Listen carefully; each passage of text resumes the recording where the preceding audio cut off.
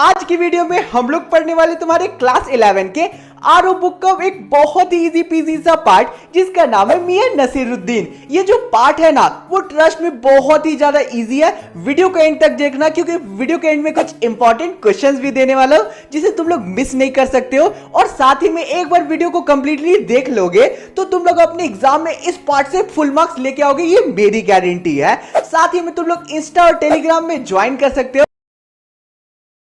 वहां ज्वाइन करके तुम लोग मेरे दिल के करीब रह सकते हो।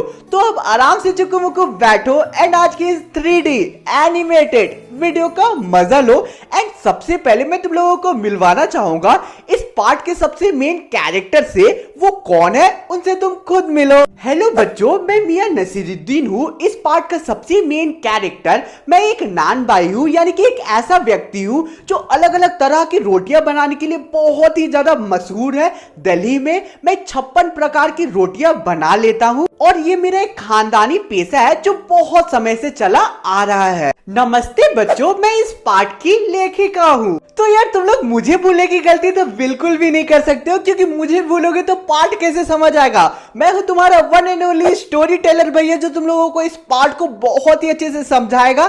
तो सबसे पहले हम लोगों का पार्ट शुरू होता है और लेखिका बोलती है कि अगर उस दिन मैं मिटिया महल के रास्ते से ना गुजरती तो मैं नान भाइयों के मसीहा मियां नसीरुद्दीन को कैसे जान पाती और उनकी रोटियां बनाने के अंदाज की लुत्फ कैसे उठा पाती। इतने सारे राजनीति साहित्य के हजार कलाकारों के बीच मैं उन्हें कभी जान ही नहीं पाती। तो एक दोपहर की बात है, लेखिका जामा मस्जिद के सामने मिटिया महल के गड़ैया मोहल्ले की ओर निकल पड़ती है और वहां रास्ते में वो देखती है कि एक अंधेरी दुकान पे बहुत ही तेजी से आटा सानने की आवाज आ रही होती है और बहुत ही तेजी से आटा सन रहा होता है। मैं ये देखकर वहां रुक गई और सोचने लगी कि शायद सेवैया बनाया जाएगा, लेकिन पूछने पे आगे पता चला कि मैं खानदानी नान भाई मियां नसीरुद्दीन की दुकान पे खड़ी थी। मियां प्रसिद्ध थे 56 प्रकार की अलग अलग रोटियां बनाने के लिए, यानी कि 56 तरह की अलग अलग रोटियां बनाने के लिए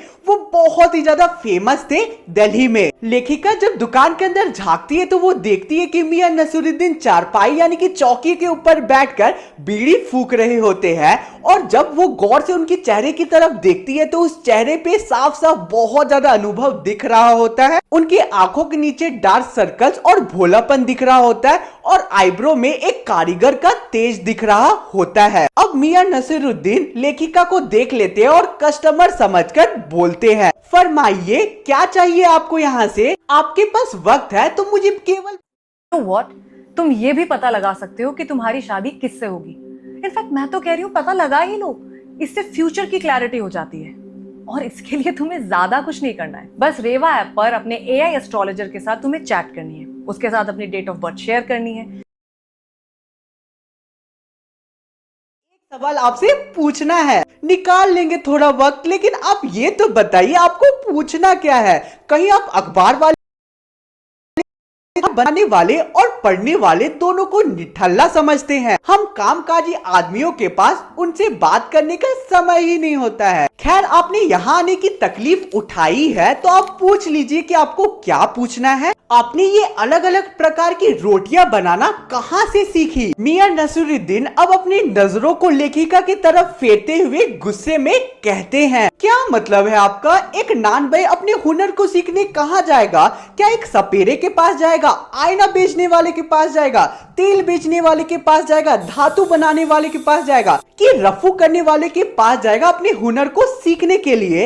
ये तो हमारा एक खानदानी पेशा है जो बहुत समय से चला आ रहा है। और अगर ज्ञान या फिर हुनर की बात करें तो ये हुनर मुझे अपने पिताजी वालिद उस्ताद से मिली है। ये मेरे बाप दादा और पूर्वजों की हुनर है जो मैंने सीखा है और मेरे पिताजी के मरने के बाद मैंने इस दुकान को बहुत ही अच्छे से संभाल लिया। आपके वालिद वो कौन थे? मियां नसीरुद्दीन ये सुनते ही बहुत ही ज्यादा सोच में पड़ जाते हैं और अपने पिताजी को याद करने लगते हैं। उनके चेहरे को देखकर ये साफ पता चल रहा था कि वो किसी गहरी सोच में है, लेकिन कुछ ही देर बाद फिर से वो अपने सिर को हिलाते हैं। अचानक से उनका चेहरा मेरे आंखों के सामने आ गया। मेरे जो पिताजी थे वालिद उस्ताद, वो बहुत ही प्रसिद्ध एक नान भाई थे और लोग उन्हें मियां बरकत शाही नान बाई गड़ैया वाला के नाम से जानते थे। यहाँ पे बरकत शाही उनके पिताजी का असली नाम था। नान बाई रोटी बनाने वालों को कहते हैं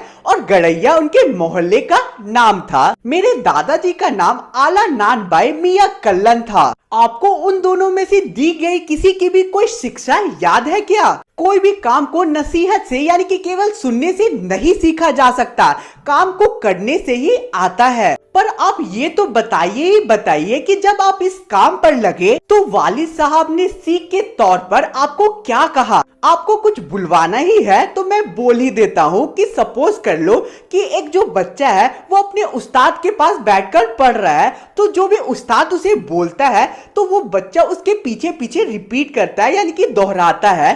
तो इसी तरह से वो बच्चा आगे सीख पाता है जो भी उसका उस्ताद उसे समझाना चाहता है, और सही बोलने के बाद उसका उस्ताद उसके सिर पे थपथपाता है यानी कि आशीर्वाद देता है। तो कुछ ऐसे ही मैंने भी अपने काम को बहुत ही अच्छे से सीखा है। यहाँ पे मियां नसीरुद्दीन ये कहना चाहते हैं कि उनके पिताजी ने भी उन्हें ये कला धीरे धीरे करके बहुत ही अच्छे से सिखाई।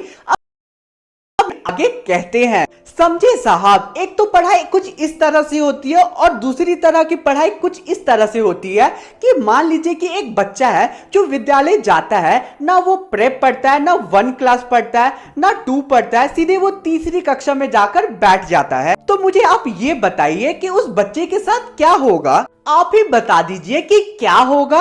मेरी समझ से तो ये बात बाहर है। मियां इस बात पे हंसने लगते हैं जोर जोर से और कहते हैं, इस बात को मैं अभी तुरंत ही साफ कर देता हूँ। मान लीजिए कि मैं भट्टी बनाना ना सीखता, भट्टी में आग देना ना सीखता, बर्तन धोना ना सीखता, तो मैं ये जो गला है नान बाई का, इसे कैसे सीख पाता? मियां नसीरुद्दीन मेरे तरफ ऐसे देखते हैं जैसे कि उन्हें मुझसे कोई जवाब चाहिए हो, लेकिन फिर वो खुद ही आगे बोलते हैं, शिक्षा के बाद शिक्षा को ग्रहण करना ही बड़ी बात होती है। हाँ साहब, मान लिया, लेकिन ये तो बताइए कि यहाँ पे और भी नान बाई हैं? बहुत सारे हैं, लेकिन खानदानी सिर्फ एक है जो कि मैं हूँ। इस बात को लेकर मेरे दिमाग में एक बहुत ही पुरानी बात आई है। देखिए, मेरे जो पूर्वज थे वो राजा महाराजों के यहाँ काम किया करते थे या खाना बनाया करते थे। एक बार बादशाह ने एक ऐसा हुक्म दे दिया जिसे सुनकर सभी लोग बहुत ही ज्यादा चौंक जाते हैं। बादशाह ने हुक्म दे दिया कि एक ऐसी चीज बनाओ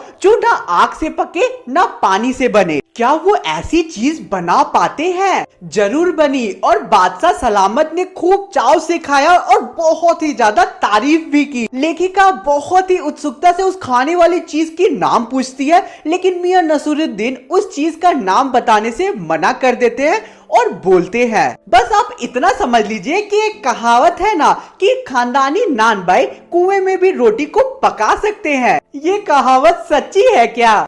और क्या, झूठ थोड़ी है। रोटी जो है वो हमेशा आग में पकती है, झूठ में नहीं पकती है। ठीक ही कहा आपने, लेकिन आपको एक बात बताने का कष्ट करना होगा। पूछिए जो पूछना है, बात ही तो पूछ रहे हैं ना, कौन सा मेरी जान ले रहे हैं आप? जान की भी क्या बात बोली। मेरे पिताजी जो थे वो 80 साल तक जिंदा थे और मेरी उम्र भी 70 साल हो चुकी है।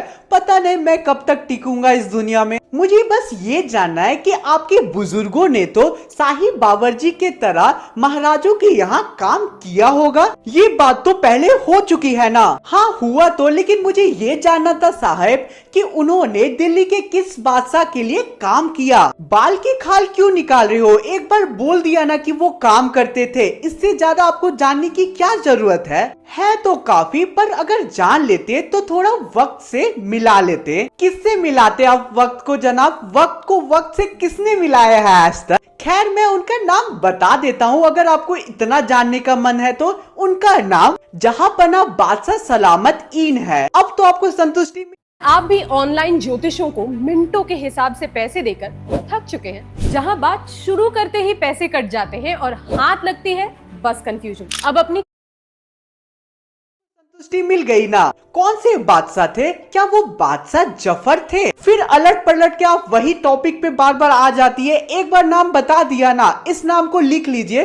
कौन सी आपको चिट्ठी भेजनी है उन्हें, जो आपको एकदम सही नाम पता ठिकाना चाहिए उनका। अब मियाँ इन सारी बातों से बहुत ज्यादा बोर होने लगते हैं एंड टॉपिक को इधर उधर चेंज करके अपने अलग अलग कामों में लग जाते हैं एंड फिर आगे बोलते हैं, अरे ओ बब्बन मियाँ भट्टी सुलगा दो, बहुत ज्यादा काम है इस दुकान में।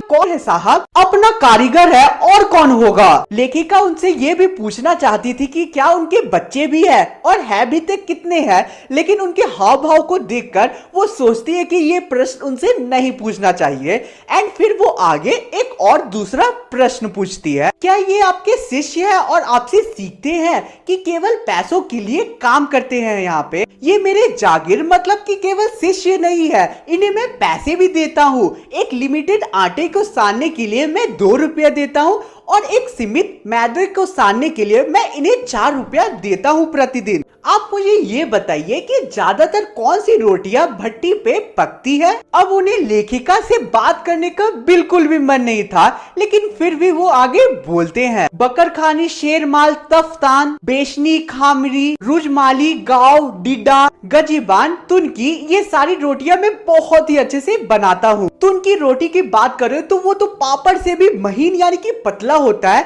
कभी आइएगा फुर्सत से, मैं आपको जरूर खिलाऊंगा। मियाँ नसरुद्दीन आगे एक बहुत ही गहन सोच में पड़ जाते हैं और उदास होते हुए कहते हैं, वो जमाना अब चला गया है जब लोग हम नानबाई और हलवाई की कदर करना जानते थे। अब आखिर क्या रखा है इस दुनिया में? लोग तो अब खाना खा भी लेते हैं और एक बार अच्छे से तारीफ भी नहीं करते हैं। वो ऐसा करते हैं जैसे तारीफ करने में उन्हें एक्स्ट्रा पैसे देने पड़ते हैं। तो यार इसी के साथ आज का हमारा पूरा वीडियो बहुत ही अच्छे से कंप्लीट होता है। मेरे इस छोटे से मेहनत के लिए प्लीज सब्सक्राइब कर देना चैनल को।